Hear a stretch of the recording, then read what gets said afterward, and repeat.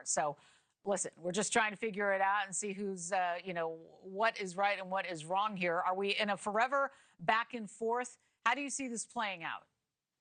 Well, I was surprised yesterday when the markets moved up so much just on the news that Iran had opened the Strait of Hormuz, because there still wasn't a deal between the US and Iran. And everything we know about the negotiations suggests they are very far apart. Now, the US method right now that Trump is using to try to put pressure on Iran to make compromises is this US naval blockade. That means if Iran wants to push back, it has to use leverage it has. It's limited in its leverage. The one thing it does have is the ability to close the Strait of Hormuz. So if you remember, it first opened the Strait of Hormuz for about 10 hours, then closed it when it was unhappy that Israel was doing strikes on Lebanon. Then it reopened it. But when it recognized that the U.S. naval blockade was going to prevent it from selling oil and exporting oil, it has now reinstituted the blockade of the Strait of Hormuz. And this isn't going to be resolved until there's a deal between the U.S. and Iran. But Iran so far won't even agree to give up its nuclear weapons. It will not provide a method for the U.S. to ensure that approximately 440 kilograms of enriched uranium that is inside Iran will be transferred out of Iran, and many other points they disagree on as well. Trump also said that talks with Iran would continue throughout the weekend, right?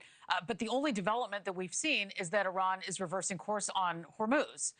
Are you optimistic at all that a lasting deal can be worked out? We have heard that there is some kind of talk going on in the Situation Room at the White House, so we're waiting to see what's happening there. What do you make of all this?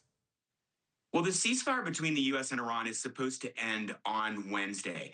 I am not optimistic that they will get a final peace deal before Wednesday. I do think it's possible that President Trump could extend that deadline and say that there are talks that are ongoing and there is progress.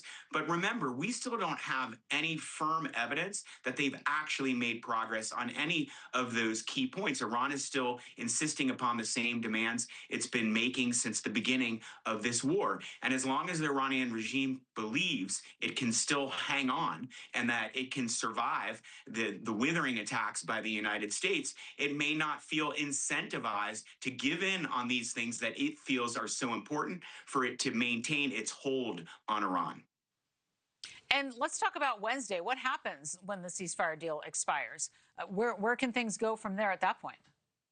Well, ostensibly, if the ceasefire ends on Wednesday, the U.S. could restart air attacks and airstrikes on Iran. Perhaps there would be new targets. Maybe they'll expand the targets. Remember, before the ceasefire, President Trump was saying he was going to attack civilian infrastructure. He was going to attack the electrical power grid, bridges, and tunnels. He could do that if he wants to do that. There would be some reaction and backlash from around the world. That's one thing that might happen.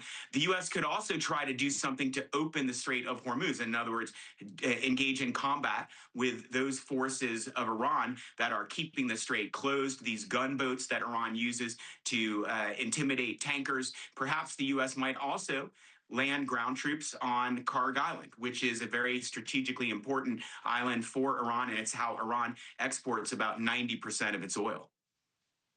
We've heard a lot about that island and if boots on the ground are going to be happening there. And to your point about the oil prices dropping when Iran announced it was opening the strait, now that they've closed it again, we're seeing those oil prices starting to climb. And a lot of people, I will say, I've been watching on social media, have been keeping their eye on, when the news happens and then when the oil prices fluctuate, which means, more pain at the pump for drivers when we have this. What do you think about these high gas prices as we head into, we're getting close to Memorial Day eventually, and that's when we're really going to start to see people saying that they're really feeling it and making some hard decisions? Yeah, I just don't think anyone should have confidence that oil prices are going to decrease, given the fact that the U.S. and Iran are so far apart. And Iran has this card that it can play, which is to block the Strait of Hormuz, which about 20% of the world's oil comes through that Strait of Hormuz. I also think the stock market went up yesterday on the news. I think the stock market will likely go down on Monday.